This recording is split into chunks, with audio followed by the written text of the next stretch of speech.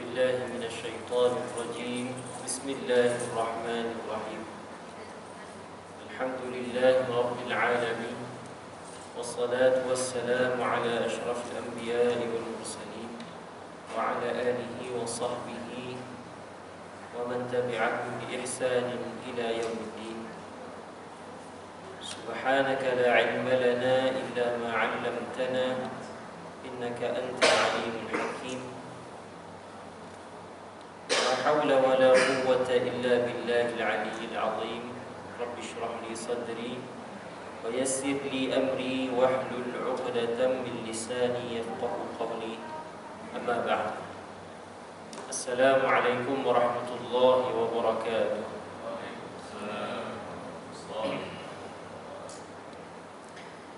Alhamdulillah, marilah sama-sama kita bersyukur kehadrat Allah Subhanahu wa taala, dipanjangkan usia kita, dibekalkan pelbagai nikmat kepada kita pada malam ini dapat sama-sama kita bertemu meneruskan perbincangan kita di dalam kitab fiqh Al-Mu'tamad fi Fiqh Syafi'i.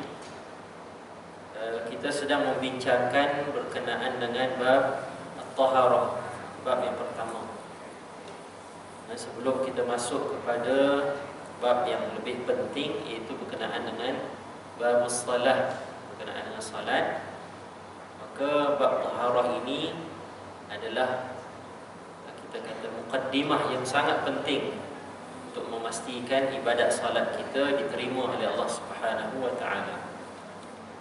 Maka kita sedang membincangkan tentang pembahagian jenis-jenis air, kategori-kategori air. Saya kira kita telah menyentuh 4 jenis air yang utama. Yang pertama iaitu air yang tahir wa mutahhir, air yang suci dan sifatnya juga menyucikan. Itulah kita jelaskan.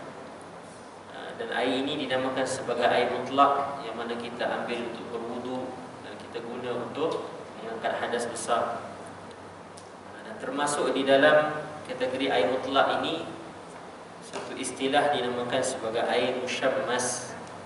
Air musyammas adalah air yang terdedah dengan panahan matahari. Air tersebut panas untuk digunakan untuk berwudu ataupun untuk mengangkat hadas besar. Sekiranya disahkan dengan air yang panas ini memberikan kemudaratan kepada kulit manusia, maka Imam Syafi'i cenderung mengatakan hukumnya adalah makruh. Tetapi masih lagi dianggap sah untuk berwudu dan juga mengangkat hadas besar.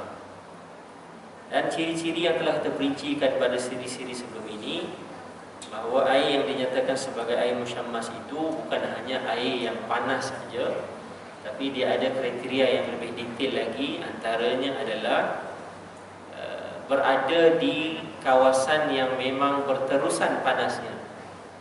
Maksudnya kita kat Malaysia ni tak termasuk kita ada panas, kita ada hujan, mendung.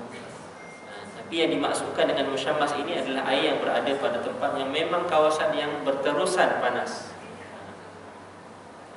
dan air itu ditakungkan di dalam bekas yang asas pembuatannya adalah besi.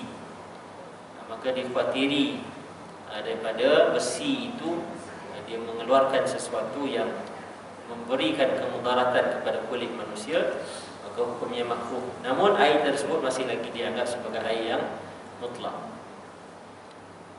Yang kedua adalah air yang berbentuk tahir, tetapi dia tidak boleh membersihkan, menyucikan. Tahir ghairu mutahhir, dia suci tetapi dia tidak menyucikan.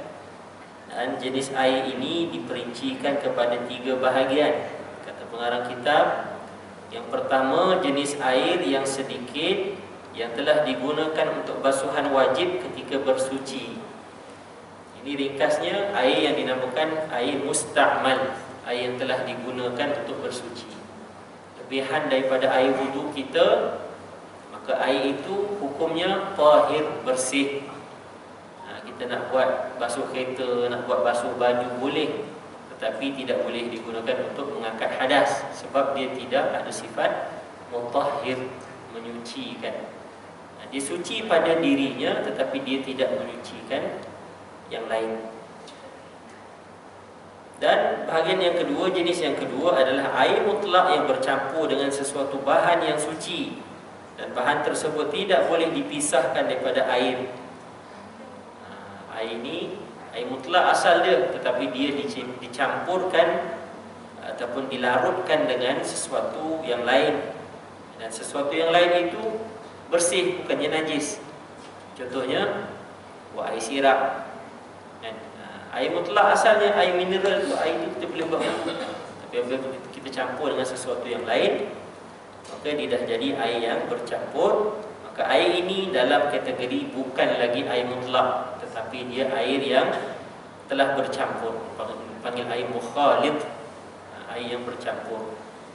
Dan air ini bersih pada dirinya, kita boleh buat minum, tetapi dia tidak boleh menyucikan, tidak boleh buat wuduk dengan air sirap. Ataupun kalau bukan air sirap pun kita buat wuduk dengan air yang nampak jernih-jernih juga, air apa? Air lemon ke, kan? Apa? Honey lemon, kan? Dia punya warna dia tu lebih kurang, tak adalah warna sangat, tapi warna dia duduk sinar begitu. Maka tak boleh sebab dia dah berubah nama kepada air lain. Dia bukan lagi air mutlak. Yang kedua, yang ketiga adalah cecair ataupun bendalir lain seperti cuka dan juga jus perahan buah-buahan yang manis. Maksudnya bukan air mutlak tetapi air yang diperah daripada buah-buahan, dijadikan jus dan sebagainya. Air itu juga dianggap sebagai air yang bersih pada dirinya, tetapi dia tidak boleh membersihkan sesuatu yang lain. Itu tiga jenis air yang hanya bersih pada dirinya dan tidak boleh membersihkan. Yang ketiga adalah air mutanajjis. Air mutlak, air yang telah digunakan, air bersih. Yang ketiga adalah air mutanajjis, adalah air yang najis dan tak boleh digunakan untuk mengangkat hadas, dan dia tidak bersih pada dirinya. Dan kategori air mutanajjis ini dia diikat dengan tiga keadaan, tiga ciri-ciri apabila berlaku perubahan pada bau, pada warna dan pada rasa. Sekiranya dia berkait dengan kuantiti air yang banyak. Di dalam mazhab Syafi'i, air dibahagikan kepada dua jenis, satu air yang banyak, satu air yang sedikit. Kalau air yang sikit maksudnya air yang kurang daripada 2 kolah. Air yang banyak adalah air yang melebihi 2 kolah. Sukatan 2 kolah, para ulama menganggarkan lingkungan 200 liter. 200 liter.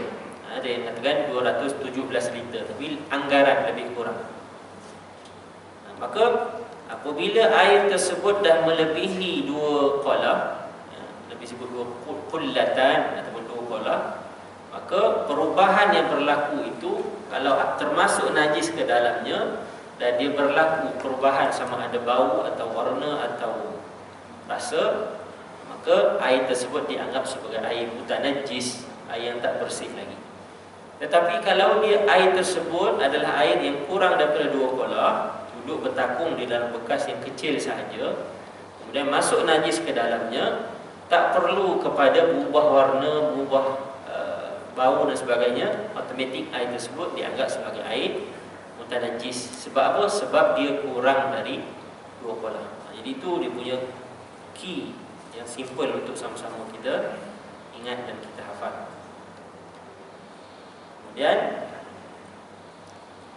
dibincangkan secara tak langsung berkenaan dengan najis yang tidak dapat dilihat oleh mata kasar, seperti debu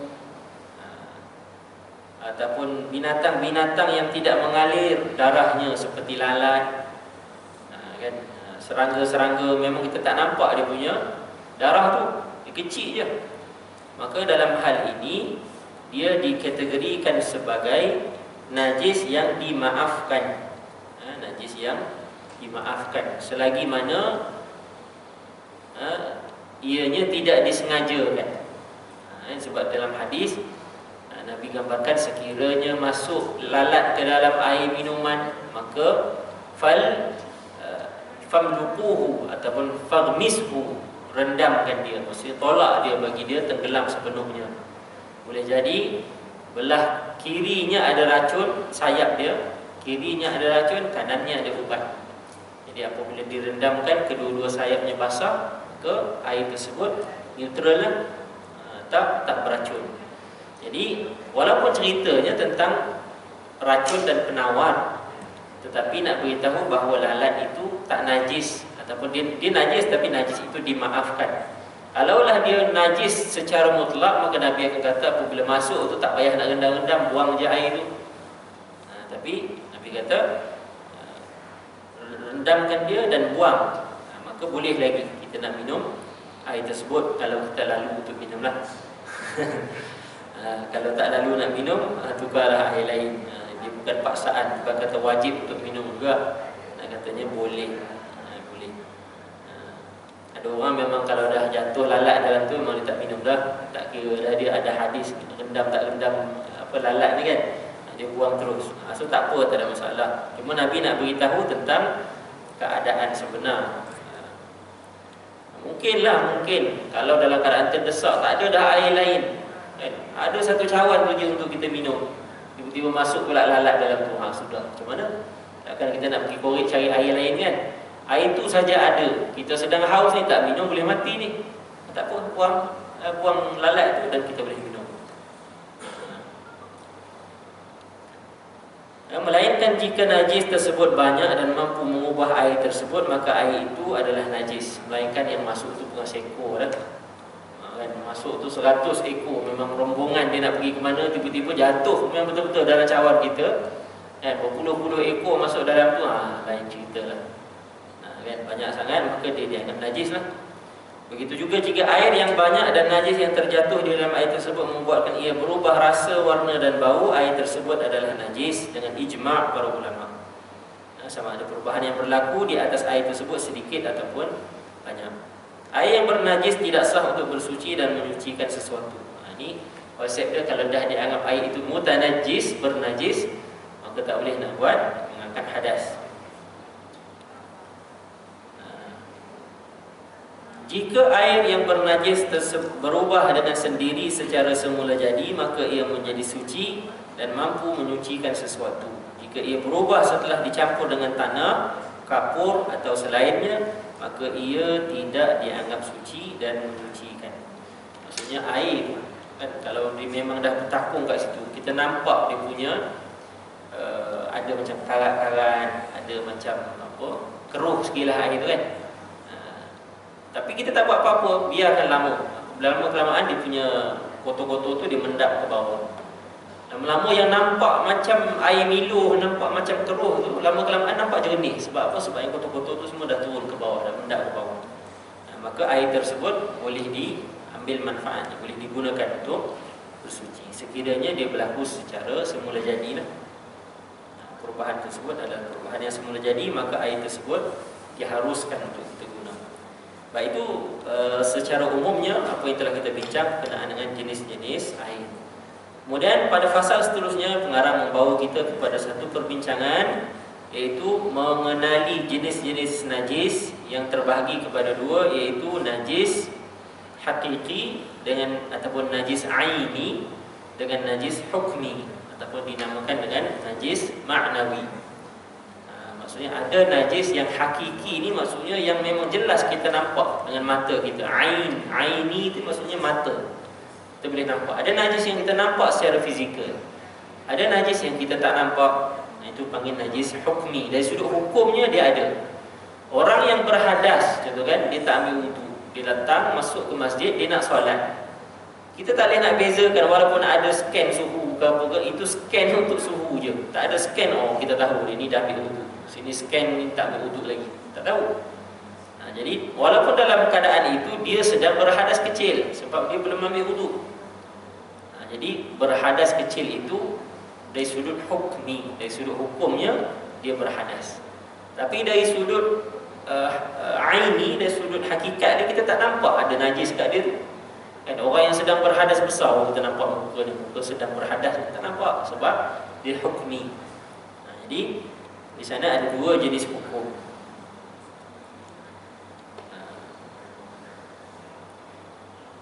Benda-benda najis, benda-benda yang najis terdapat pelbagai bentuk, sama ada bentuk keras, jamad, ataupun bentuk hidup berupa haiwan, ataupun benda yang berbentuk cecair. Maksudnya najis yang dianggap najis yang kita nampak ni, ada yang cair macam air, ada yang keras, ada yang haiwan yang hidup. Dia hidup tapi kita anggap dia sebagai najis. Jadi itu jenis-jenisnya. Yang jamad, yang berbentuk keras ini semuanya suci selagi ianya bukan benda hidup ataupun bernyawa, bukan pula benda yang dahulunya bernyawa, dan bukan juga merupakan sebahagian daripada benda yang bernyawa, ataupun bukan dikeluarkan oleh benda yang bernyawa. Maksudnya contoh, kalau binatang, lembu, lembu seekor, kita tengok, kaki dia ni best juga ni buat sup ni, kan? Kita pergi potong kaki dia je. Kita tak sembelih dia untuk kita manfaatkan makan daging dia semua tu. Kita kata tak apalah, kita nak kaki dia je. Kita pergi kita potong kaki dia.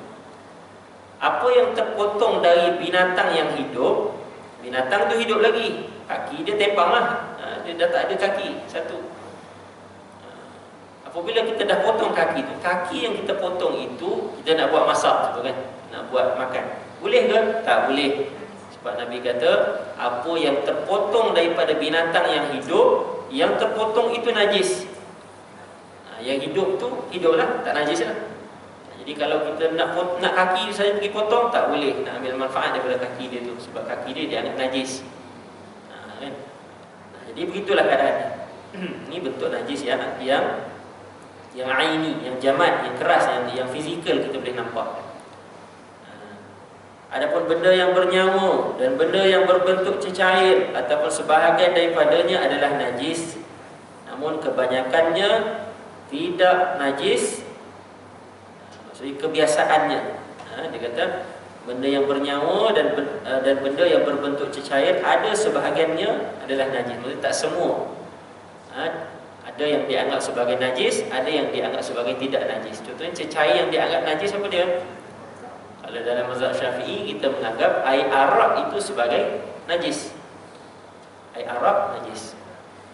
Jadi orang yang memang kita kata hukumnya haram kalau minum. Kan? Ada mazhab, ada pandangan yang berpandangan bahawa dia hanya haram untuk minum. Kalau kita pegang tak ada masalah, dia bukan najis. Tapi dalam mazhab Syafi'i menganggap arak tu sendiri, ain dia tu, dia punya zat dia tu adalah najis. Apabila kita pegang dia, apa kita kena buat? Kena sama aku kita sertu kan? Tak perlu, basuh je. Jangan terpegang air arak atau botol arak, habislah balik ni kena basuh 7 kali. Tak ada. Itu yang 7 kali itu hanya berkait dengan khinzir dan anjing. Itu kena sertu namanya. Istilah samak ataupun kurang tepat, samak ni kalau kita nak bersihkan kulit binatang itu kita panggil samak. Kan kita sembelih dan kita manfaatkan kulit itu kan. Jadi kulit itu perlu disamak. Samak tu maksudnya basuh dengan cecair yang boleh menghilangkan lendir dia. Dengan asid ke, dengan garam ke, supaya dia tak berbau. Itu panggil samak. Kalau yang basuh 7 kali ni dipanggil sertu. Itu bahasa kamus ni lah, sertuan. Panggil sertu. Jadi basuh 7 kali. Tak perlu kalau terkena air arak, sebab air arak tu dianggap najis. Macam kita tersentuh najis, maka basuh air biasa. Tak perlu basuh 7 kali. Jadi ada cecair yang najis, ada cecair yang tidak najis. Kebanyakannya tak najis lah. Jadi di sini pengarang mendetailkan najis-najis yang terpenting. Maksudnya banyaklah najis-najis yang kita perlu tahu, tapi ini asas dia. Baik, yang pertama apa dia yang dianggap najis? Air kencing manusia dan haiwan, serta najis kedua-duanya. Kan? Air kencing manusia dan juga haiwan dianggap sebagai najis. Berdasarkan satu hadis yang menceritakan tentang seorang Arab Badui. Satu hari seorang Arab Badui datang masuk ke masjid Nabi. Masjid Nabi dulu tak sama macam kita hari ni, ada aircon, ada tutup pintu semua ni kan. Dia hanya tiang saja, dan tiang kemudian ada pelepah-pelepah kamar ke atas tu sebagai bumbung untuk berteduh saja. Jadi orang Arab ni, mungkin Arab Badui ni Arab pedalaman di padang pasir, Arab padang pasir. Jadi dia datang, disinggah dekat Masjid Nabi, dia kencing dekat salah satu daripada tiang. Apabila dia kencing, hikmahnya Nabi SAW, sahabat-sahabat lain semua kata dah nak bangun pergi pukul kan. Apa datang kencing dekat tempat orang beribadah. Nabi kata biarkan dia. Nanti dia dah habis, baru ambil air. Nabi kata subbu alaihi dhanuban min ma'. Nabi kata simpahkan air, satu bekas air ke tempat dia kencing tu. Kan, ulama bincang panjanglah tentang hadis ni. Satunya tentang hikmahnya Nabi dalam berhadapan dengan situasi-situasi tertentu. Kalaulah ketika itu sahabat pergi pukul ke, pergi kejar ke orang yang tengah sakit, memang tak tahan dah nak kencing betul-betul ni. Sepatutnya kena air kencing tu satu tempat je, tapi dah kena kejar, habis. Kan? Dia berlari, kencing sambil berlari. Tu gambarannya, kencing sambil berlari. Jadi habis banyak tempat yang terkena najis tersebut. Maka dari sudut hukum fiqahnya di sini nak beritahu bahawa ia adalah najis. Kalau tak najis, Nabi takkan arahkan sahabat untuk ambil air dan simbahkan di kawasan yang terkena air kencing tersebut. Hadis ini memberi maksud satu timba air mampu membersihkan tempat yang terkena najis. Namun najis manusia atau najis haiwan adalah lebih kotor lagi. Namun telah menunjukkan bahawa air kencing dan najis membawa kuman dan penyakit. Kajian telah menunjukkan. Maksudnya apa sahaja yang dilarang oleh syariat Islam akan, kalau kita kaji, memang akan ada kemudaratan dan keburukan. Ini dipanggil hikmah di sebalik pensyariatan. Kadang yang tak nampak tu kita je. Apa yang Allah Ta'ala suruh buat mesti ada kebaikannya. Apa yang Allah Ta'ala larang kita buat mesti ada keburukannya.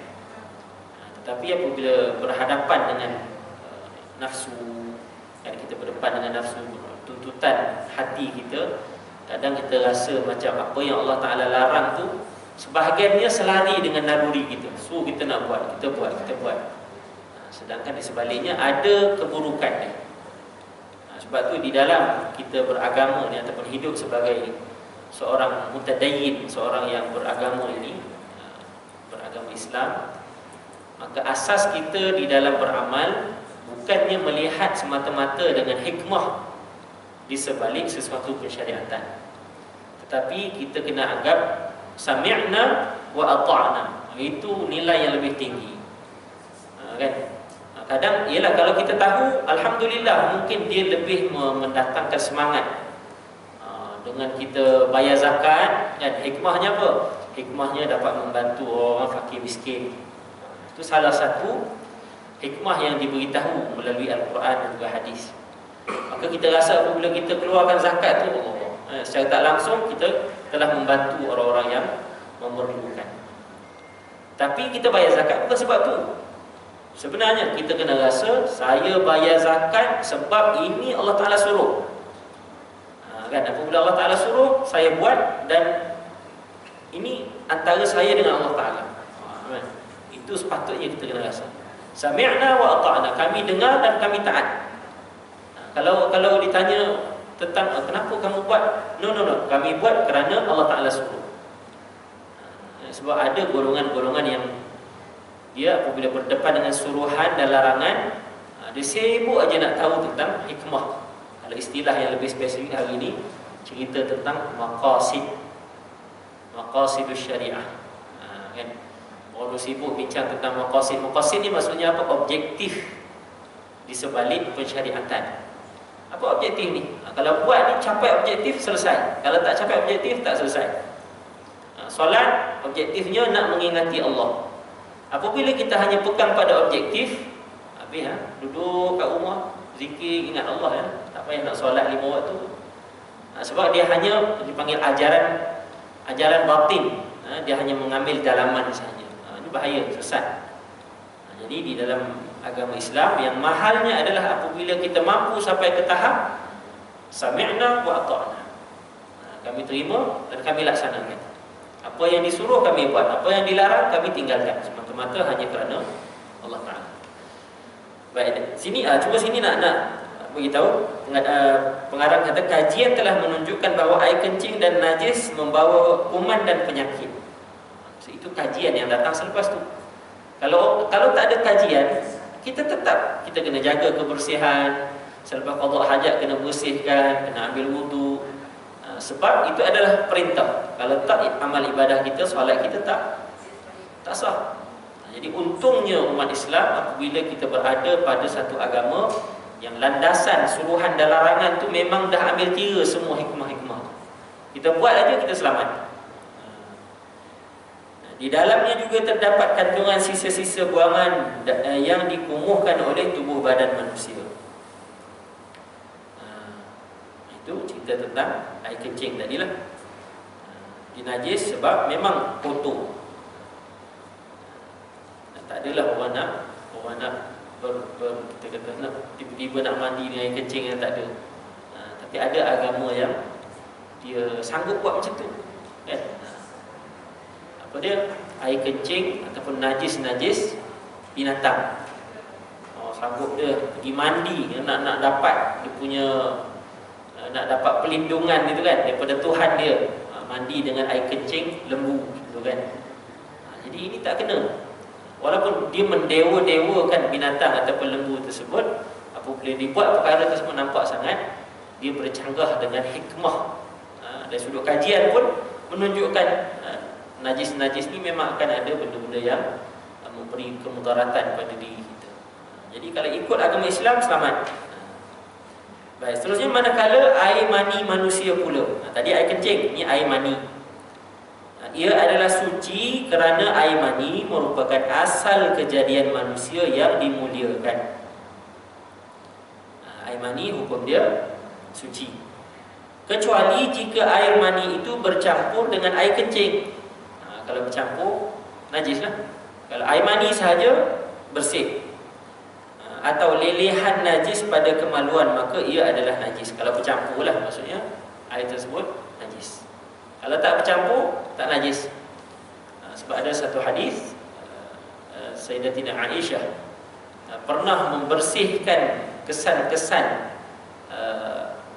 air mani yang berada pada pakaian baginda sallallahu alaihi wasallam. Maksudnya Nabi bawa solat dengan pakaian tersebut ada kesan-kesan dia tu kan. Maksudnya sah. Kalau kata tak sah ataupun najis, maka tak ada dah diceritakan bahawa Sayyidatina Aisyah membersihkan ataupun dipanggil apa? Korek dia panggil apa? Bahasanya mengikis kan, mengikis kesan-kesan yang ada pada pakaian.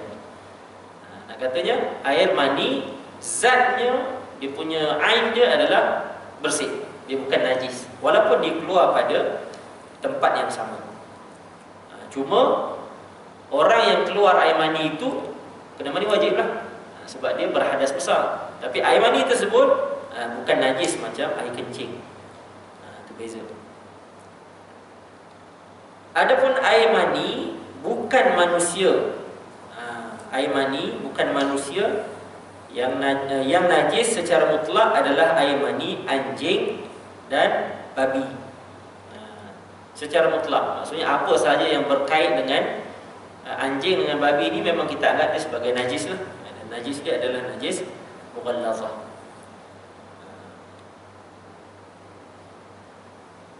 Sebab adapun air mani bukan manusia, yang najis secara mutlak adalah air mani anjing dan juga babi. Air mani selain daripada anjing dan babi adalah suci menurut pendapat yang paling sahih di kalangan kebanyakan para ulama muhaqqiqin, iaitu ulama yang sering membuat semakan dan kajian akademik dan juga pakar di dalam bidang. Maksudnya di dalam ulama-ulama di dalam mazhab Syafi'i sendiri mengesahkan, dan mereka memilih pandangan bahawa air mani selain binatang, selain daripada anjing, selain daripada babi, bersih, dianggap sebagai bersih. Mungkin terkena kucing punya air mani kan, waktu dia tengah buat projek tu kan, lalu dekat terkena. Jadi kalau dapat sahkan itu adalah air mani dia, maka bersih, boleh buat solat. Tapi kalau dah was-was tu, tukar je lah, itu lagi selamat. Detail para ulama kita membincangkan tentang hal ini. Semata-mata nak pastikan bahawa kita yakin di dalam ibadah kita.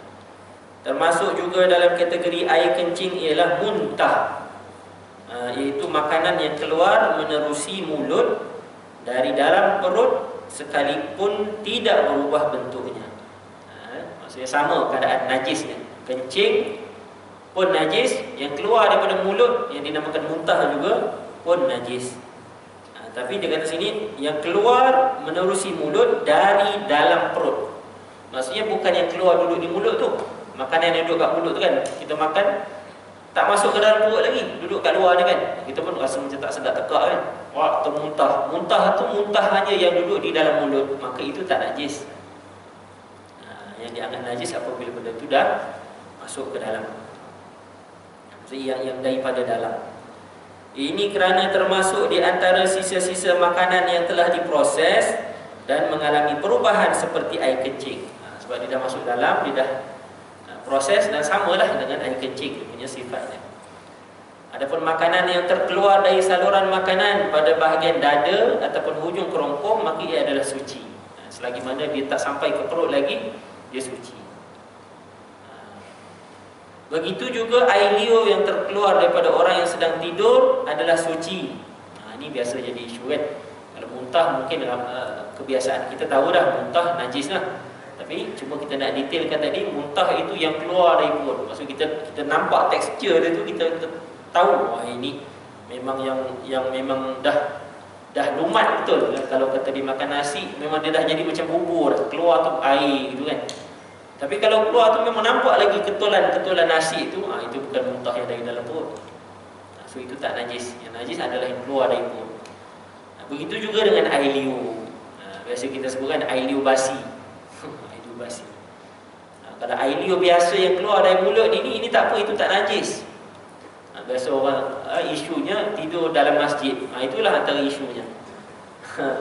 Apabila tidur dalam masjid, bukan tak bagi, takut apabila benda tu tak dikawal ataupun kita sendiri pun tak dapat mengawal diri kita waktu tidur, bergolek sana bergolek sini kan, yang keluar pula air liur basi, maka tempat tu najis. Apabila tempat tu najis, orang datang kan solat kat situ, habis tak sah solat dia sebab tempat yang ada najis.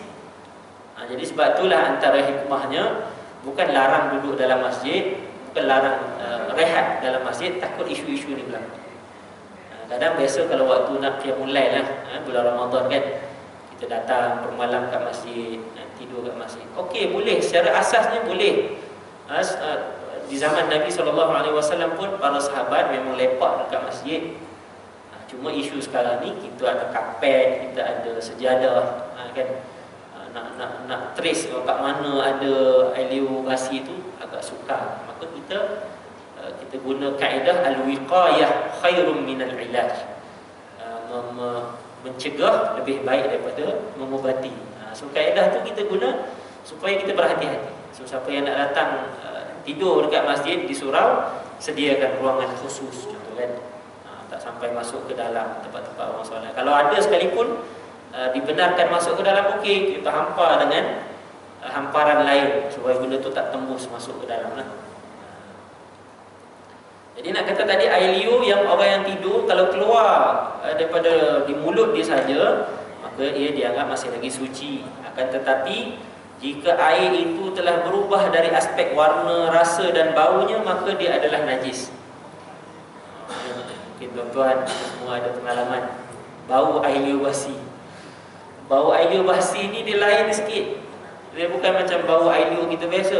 Dia bau dia tu kuat. Memang kita cam lah, air ni tengik dia bau ni kan. Ini bau air liur basi ni. So kalau air liur basi najis, sebab dia dah datang dari dalam. Selain itu, apa yang termasuk di dalam kategori air kencing ialah air mazi. Air mazi tadi air mani, ini air mazi. Mazi ni apa pula?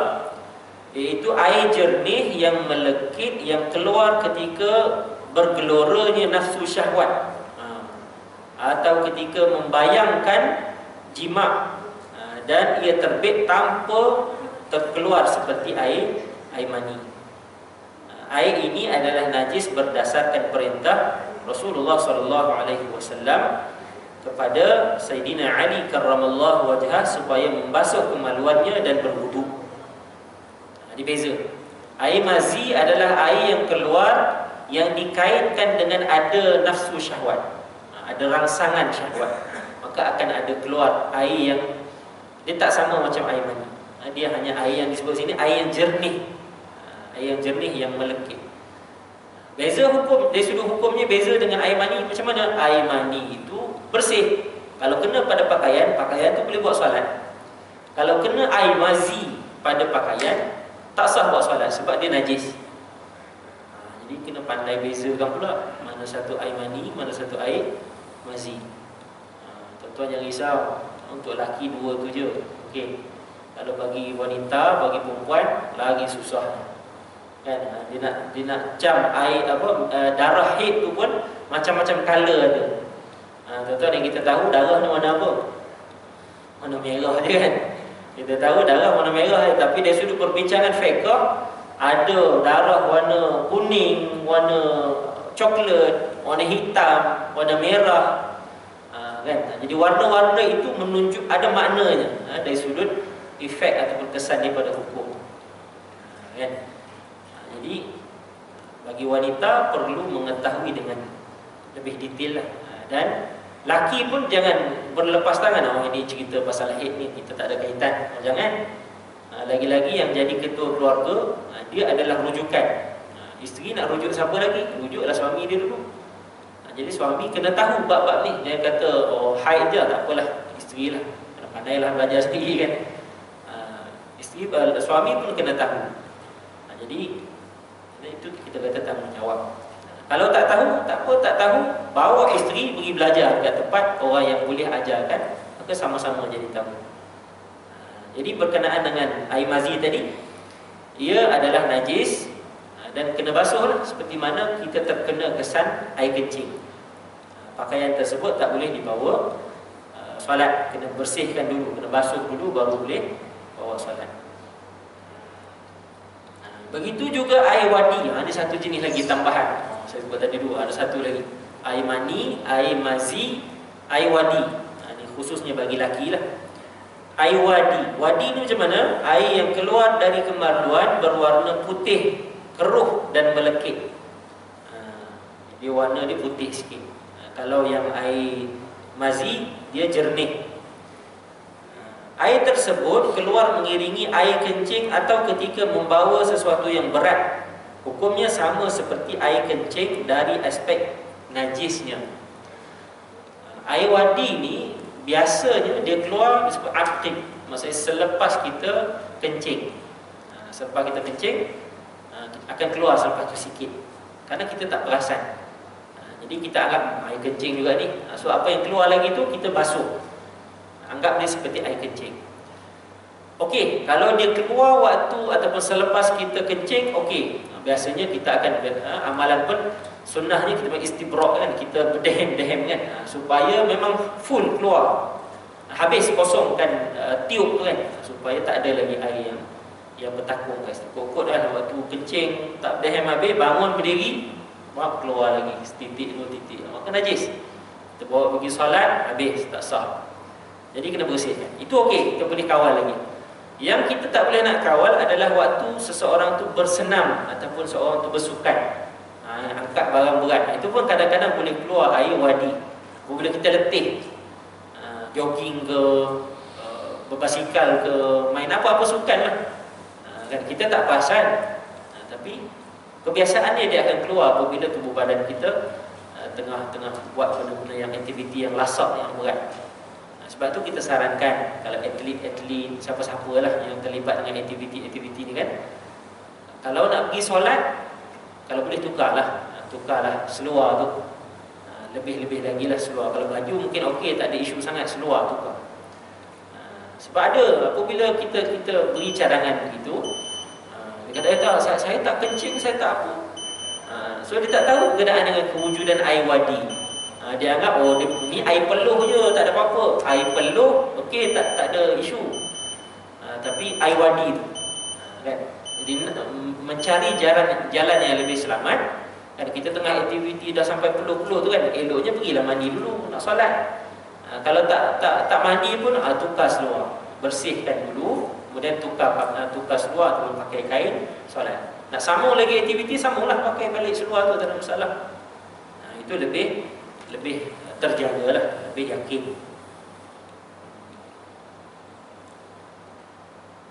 Sebab ada yang berkeras, dia kata kami jogging, kami buat aktiviti ni tak kena apa-apa najis pun.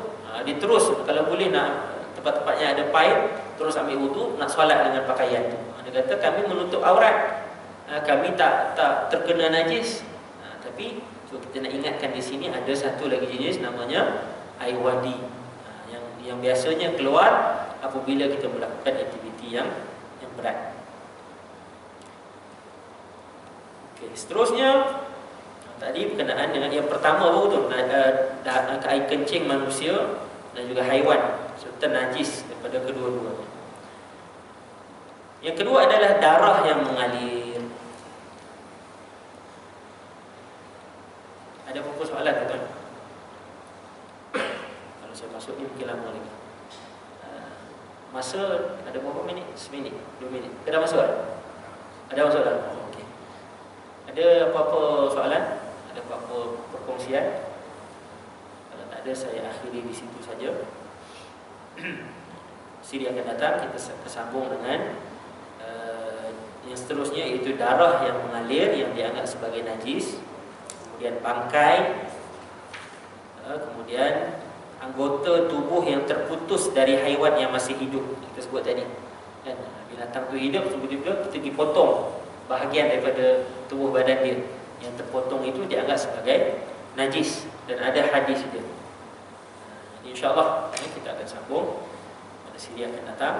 Semoga Allah Ta'ala memudahkan urusan kita dan memberikan peluang kita untuk memahami agama Allah ini yang lebih baik, insyaAllah. Allahu a'lam. Qul hadza astaghfirullah al-azim li wa lakum. Subhanakallahumma wa bihamdika asyhadu an la ilaha illa anta astaghfiruka wa atubu ilaik. Bismillahirrahmanirrahim. Alhamdulillahirabbil alamin wassalatu wassalamu ala asyrafil mursalin wa ala alihi wa sahbihi ajma'in. Allahumma 'allimna ma yanfa'una wanfa'na bima 'allamtana rabbana zidna 'ilman warzuqna fahma. Allahumma faqihna fid din wa 'allimna at-ta'wil wahdina ila siratikal mustaqim. Sallallahu ala nabiyyina Muhammad wa ala alihi wa sahbihi wa baraka wa sallam. Alhamdulillahirabbil alamin. Assalamualaikum.